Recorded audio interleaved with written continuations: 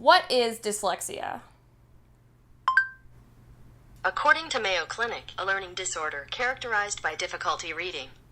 Hey guys, welcome to Kristen Kelly TV. So today I'm going to be talking about being dyslexic. I'm going to go over my personal history of being dyslexic. I'm going to go over what dyslexia is, and I'm going to go over some resources for people who are dyslexic, or if you have a child who's dyslexic, and maybe this video could help you with your child. If you want to hear more about this, please stay tuned. Hey guys, so I'm dyslexic, as you gathered. I was first diagnosed as being dyslexic when I think I was 7 or 8 years old when I was officially diagnosed with being dyslexic. However, I always knew that I was dyslexic. A lot of people have traumatic childhoods. Just being a child in general is kind of traumatic. However, with me, I always felt very alone. Very, very alone, like in my own bubble, in my own world. I always felt very distant from other people. I always felt, just distant. I mean, is the only way I can describe it. I remember being in elementary school, being very scared to talk to other people, being very frightened of everyone. I remember just this all over fear that I have kind of always had my entire childhood.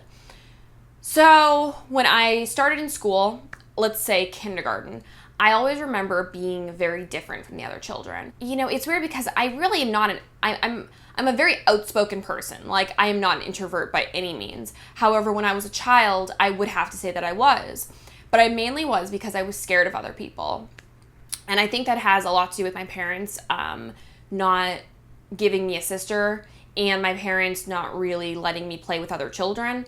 I have brothers, and my brothers were each other's best friends, so I didn't have, anyone to play with when I was little. I didn't have friends my age. I had one friend named Samantha, who was, my only friend when I was little. So I think it's very important that you have play dates for your kids. I also think it's very important that you have other children. I can't even imagine, being an only child. I feel like I was an only child, to be honest. But I didn't have other kids to play with. And my parents, my dad's an artist. My dad is also dyslexic. And he was always there, but my dad was always doing his own thing, doing his music, doing stuff like that. My mom is just a businesswoman. She's a very businesswoman. So my mom was always, busy. I can remember so many times being like, Mommy, play, dolls with me. And my mom just, being like, no, I'm on the phone, So I, already had kind of a weird upbringing in that sense. And then I went to kindergarten, and I remember just really not connecting with anyone. I didn't make friends. I didn't go up to people and talk to them. I was very withdrawn. I was very scared of everyone. And then when I went into the first grade, second grade, I had one friend. And that one friend was amazing. I'm actually friends with her on Facebook. Hey, shout out. But, even with her, I remember we were just outcast, and I really did not have any friends because I was so scared of communicating and talking with people. And then comes this time when they really start testing you to make sure that you're intelligent, or what they call intelligent. So you start learning reading, and you start learning writing, and you start learning these basic things, that CAT makes cat, and that the sounds of cat, and you start learning all of this. And immediately, I was already shy.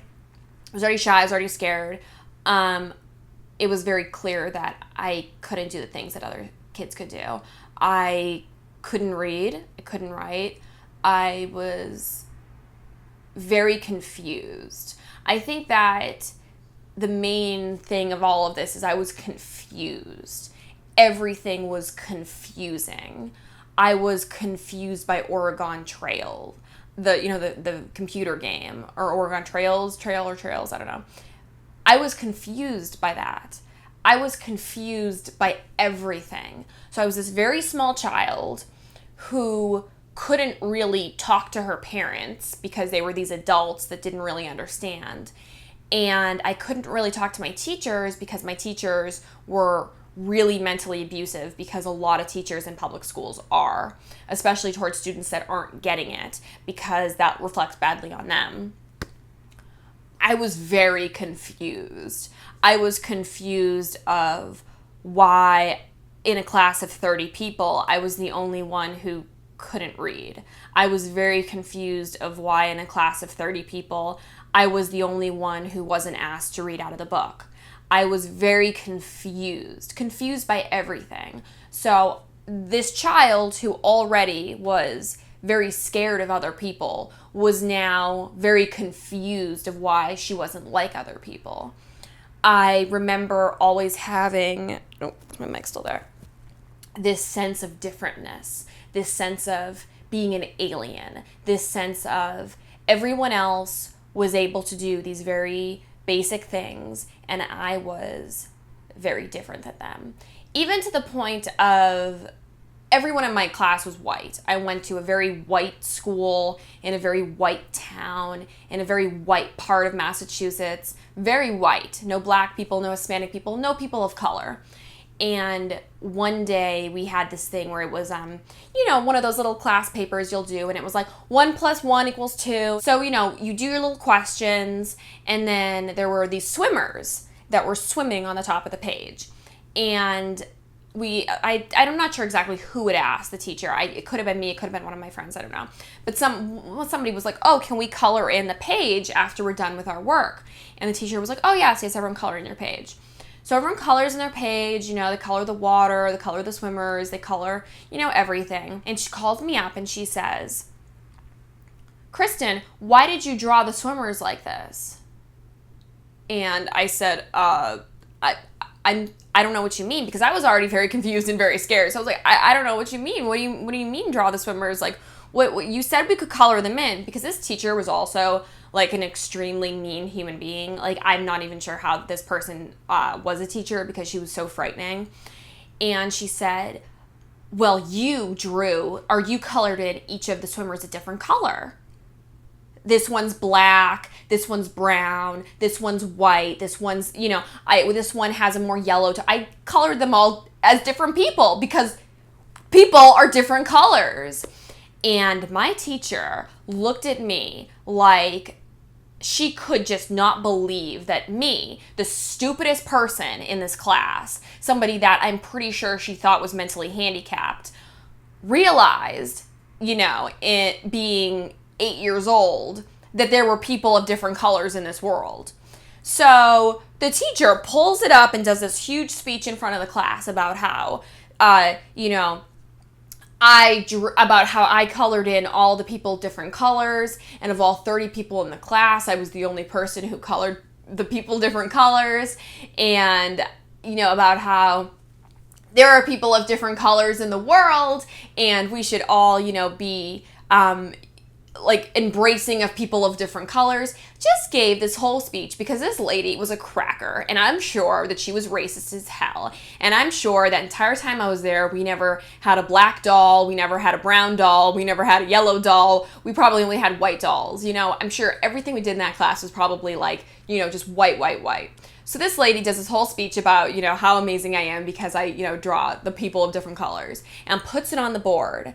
And this was, folks, the first and only time I ever had a piece of work on this board, because this was where all the smart people's, A+ went. And everyone in the class kept coming up to me that whole day and asking me, why did you color everyone different colors? How did you know to color everyone different colors? Of all of the people in the class, the fact that you did that is surprising. Because I was so stupid that these people couldn't fathom the idea that the stupid girl could understand that there are people of different colors in this world. So, that just tells you of the world that I was in when I was young, okay? So, I went to the school. I remember, I have this very strong memory. We're sitting there, and every single person, the teacher is saying, tuh, what letters make up the sound tuh? And everyone is writing, and I'm sitting next to my best friend, and I just remember looking over at her and having a copy, because I had no idea. And I remember being very confused. And at one point, I raised my hand and I asked the teacher for help. And she gave me this look like I was this she couldn't wrap her mind around how stupid I was. And looked at me and was like, what? You want help figuring out what "t" makes? And at that point, it became very clear to me. It became very clear to me that asking questions was not an option in my public school. So I would copy. I'd copy from my friends. And then they put me in special education classes, which is, yes, special education, little yellow bus, short bus. I didn't actually take a bus, but special ed. Yeah. Special ed. SPED. I am a special education person. I am SPED. Yes, me. This one. So they put me in special education classes with 3 other people, and all 3 of those people were mentally retarded. They had retardation, they had mongoloidism, they had Down syndrome, and then there was me. And those are the people that they categorized me with. Instead of saying, she just learns differently, instead of testing me for dyslexia, they put me into these classes with people that we were all at a lot of different angles, or a lot of different educational,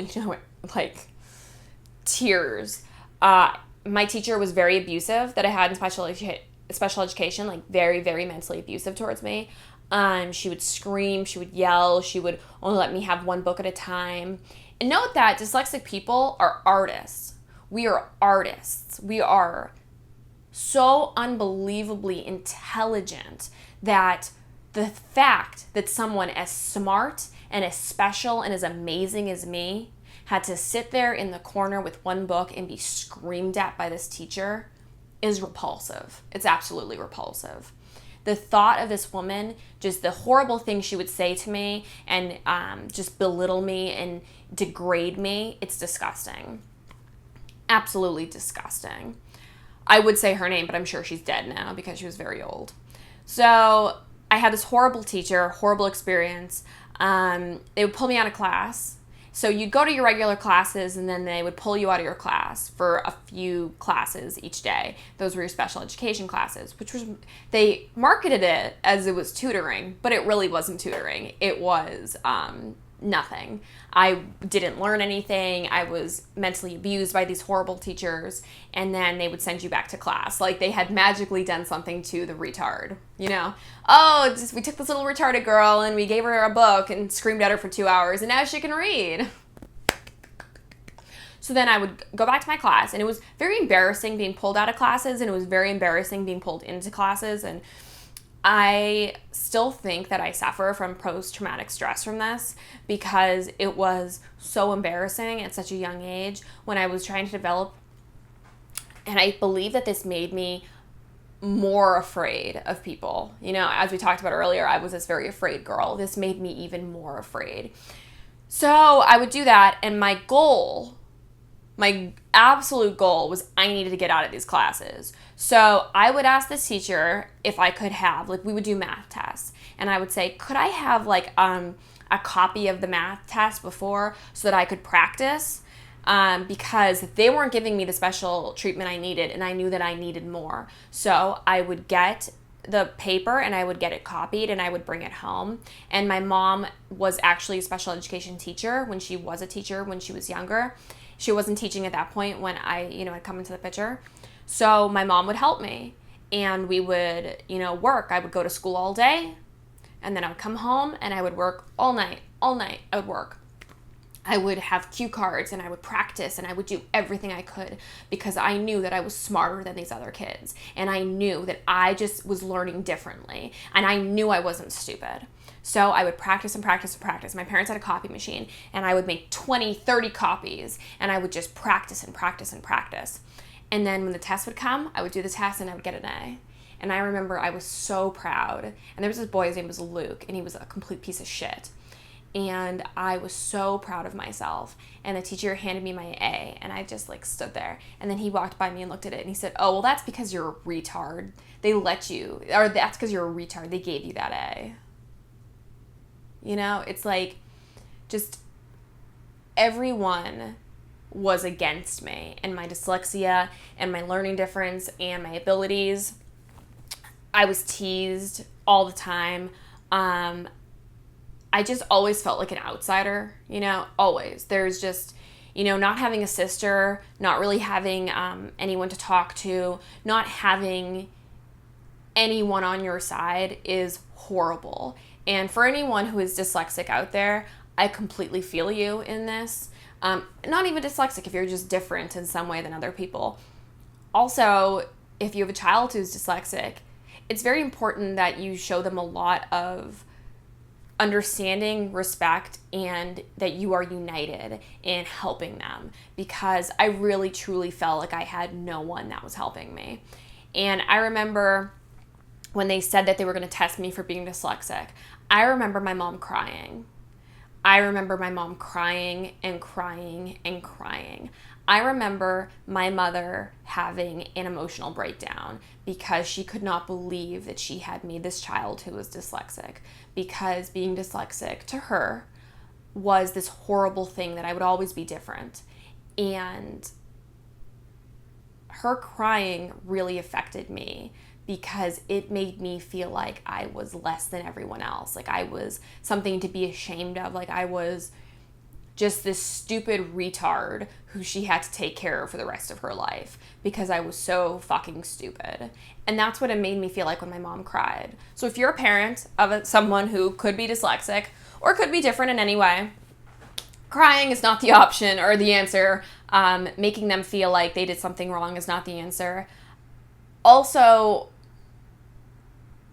just be supportive, I feel like my mom really was supportive. However, I think that because my mom is very intelligent in book learning ways. My mom's an amazing speller. Woman got her master's from Harvard. Like my mom is amazing, but in so many ways that are different than I am and my dad is. So for her, it was really hard. So if you are a parent, just keep that in mind that, I still am talking about it right now. So it does stay with you for the rest of your life. So they tested me, and the tests there's some stuff with blocks. It's not all just like, oh, read this, read that, because dyslexia is a lot of different aspects. Everyone's dyslexia is different. No one has the same dyslexia. We all are different. So, it's the same way of, everyone's body being different. Everyone's dyslexia is different. You can't classify us all into a certain, little box. So they do a lot of tests, and then they said to me, you're dyslexic. She's dyslexic. It's, official. We did these tests. And they sent me to go to the school called Landmark. So Landmark has a North Campus and a South Campus. I went to the North Campus first, and then I went to the South Campus. Some people go for a few years because it is a very expensive school. I think it started off being $40,000 a year, and then it went up to be like $60,000 a year. I'm not sure how much the school is now because I haven't, gone there in quite some time. But I went there for my entire education.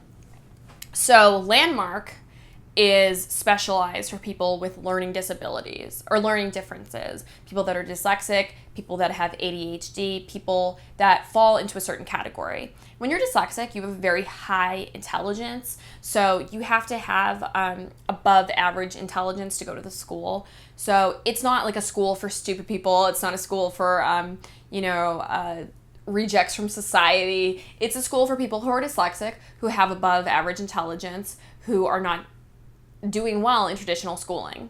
So they sent me there. And I remember my very first day of school having this feeling that I was not stupid, having this feeling that I was not a moron, that I wasn't so different than everyone else, having this feeling that my life was going to be okay and that I was home. Because as much as I love my mom didn't understand.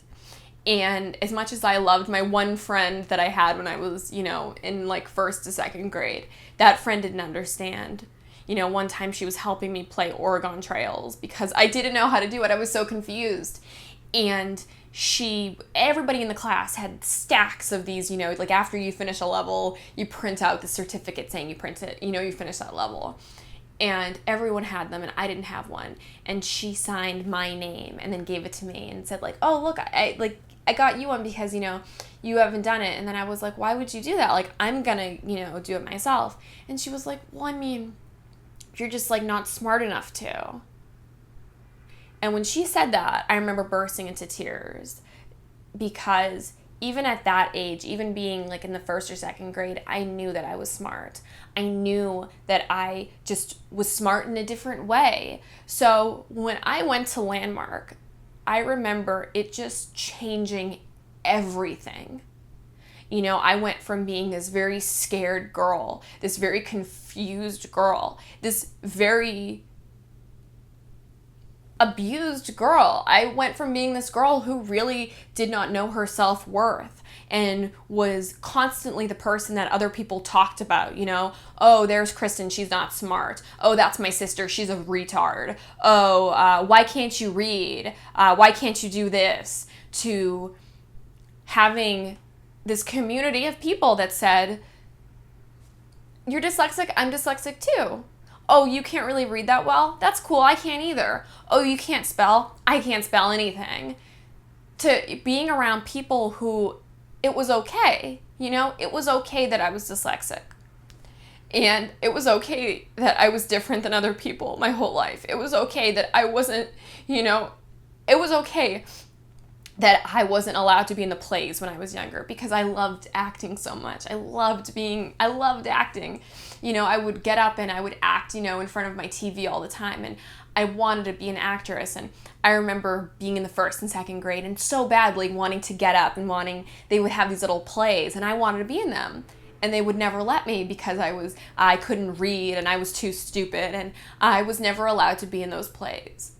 And I remember being at Landmark, and I think the first or second day we were acting stuff out.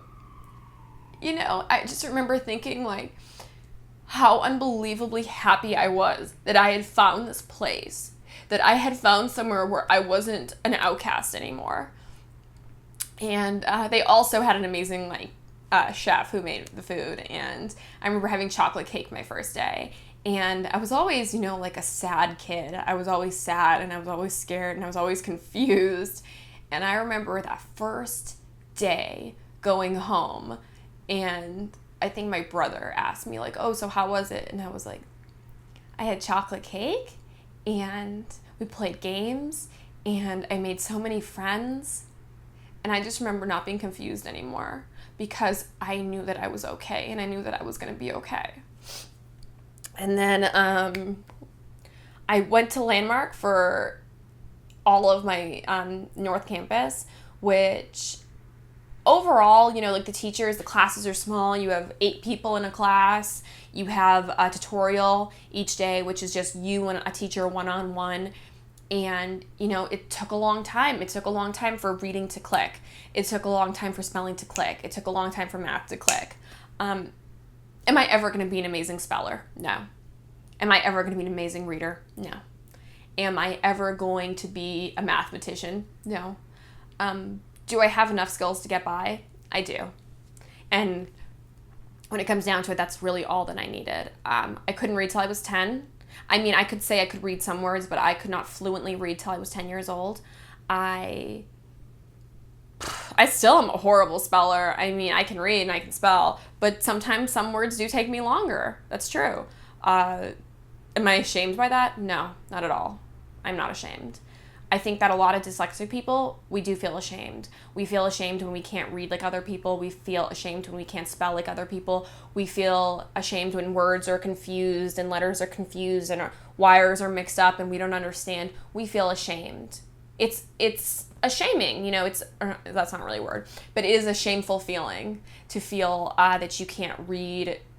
However, once you realize that it's not your fault, once you realize that you have so many more gifts that other people don't have, it makes you feel a lot better and a lot less ashamed.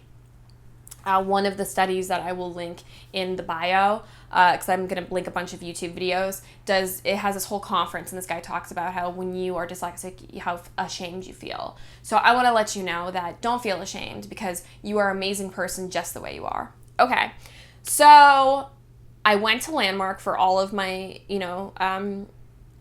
middle school and whatnot, and then in high school, I started living there, and I truly feel that I never felt more love and more of a community feeling when I went to South Campus. I had an amazing high school experience. I wish that everyone could have an experience like I did. I did live there when I was in high school. It wasn't that far from where my parents lived. However, I didn't want to live with my parents. I wanted to live at high school. I wanted more of the experience. Living at boarding school, or being in a boarding school environment with all of my studies really did help me. It really did focus me, and I am so grateful for the opportunities that I did have. Landmark really is an amazing school, and it's a very long wait list. Only 500 students can attend the school at one time. I recommend 110% if you have a child who's dyslexic, or if you yourself is dyslexic, to looking into going Landmark. Looking into going Landmark, that's funny. Looking into going to Landmark, because it just changes everything. It really does. Having a community of people that are like you, that have problems like you do. So recently, I was on a cruise, and one of my very best friends, her family friend had a son. And I talked to him, and he was 13 and had the reading, I believe that his reading level was of like a third grader, and his mom, talked to me about him going to Landmark. We talked about him going to Landmark, and he sent me an email like sometime after him being at Landmark, and he said that he was doing great, and he said that he was having so much fun. It was the best time of his life. So it really is an amazing school. I have very irrational fears, and I think that we all have irrational fears about something in our life. With me and my dyslexia, I have very irrational fears about very strange things. Clearly, I know the alphabet, and clearly I know,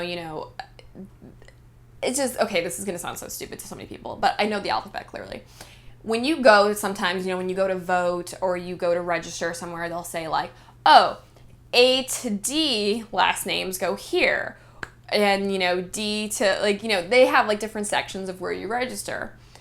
I get very scared when I see those, because even though I know where my last name falls, I always get nervous that I'm going to go to the wrong line, because of the fact that it's not like, they don't have like, they don't have all the letters, put out. They just have from one letter to another letter. And even though that seems so simple to a lot of people, it really confuses me sometimes. So I get very nervous when I see that, like extremely nervous. So that is something that is kind of irrational. Also, I'm an actor, which is like my passion in life, and I love acting more than anything.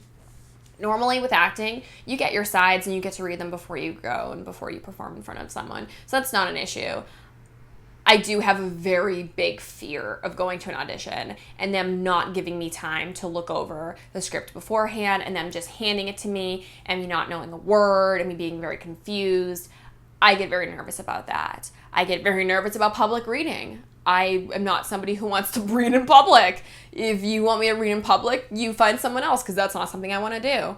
I get very nervous about a lot of different things when it comes to reading in front of people, or spelling in front of people, or not knowing something, because I'm not stupid. I'm very smart. But I know that if I don't know how to read something, people are going to automatically look at me and think that I'm stupid. So I have this fear that I always need to know what is going to be written somewhere before I go there. If I have an audition or if I have an acting class, I always need to make sure that I read what we're going to be doing beforehand, because I get very nervous that I'm not going to be able to read when it comes time to, almost like I'm scared that I'm going to like forget how to read or something, or my brain is going to just explode. I don't know. Very irrational fears, but I think that a lot of people that are dyslexic probably have those same fears. Is being dyslexic genetic? Yes. Most people that are dyslexic, not most, everyone who's dyslexic has a relative that is dyslexic. My father is dyslexic. However, my father was never diagnosed with being dyslexic, but the man is like a clear case of being dyslexic. He is self-taught with almost all instruments. He can play the guitar like you would not believe. He can paint just the most amazing things and draw the most amazing things and has the most amazing brain. My father has the brain of just a genius, and the man didn't know how to spell Wednesday until he was in his 30s. So I get it from my dad. Many intelligent people are dyslexic. Einstein, there's such an amazing amount of dyslexic people who are world leaders, who are geniuses, because our brains work differently. So if you're autistic, let's say autism is here, okay? And then regular people are here. Dyslexic people are here. We are literally on the opposite side of autism because of the way that our brain works. And in the documentary that or in the speech that I'm listing below, if you click on that, it'll tell you everything that you want to know about that. I'm not a doctor, and no means say that I am. So you should watch that and do your own research. Is there anything else on being dyslexic? I'm trying to think. It's great. It really is. Being dyslexic is wonderful. I look at the world in a way that most people don't. I find art in things that most people don't. I am creative in a way that most people aren't. I have talents that are much different than people that are mathematicians. And not saying there's anything wrong with them, not saying there's anything wrong with me. We're just different. So I love you guys so much. Thank you so much for watching. Please like this video. Please subscribe. Please leave comments below. I will see you later. Bye.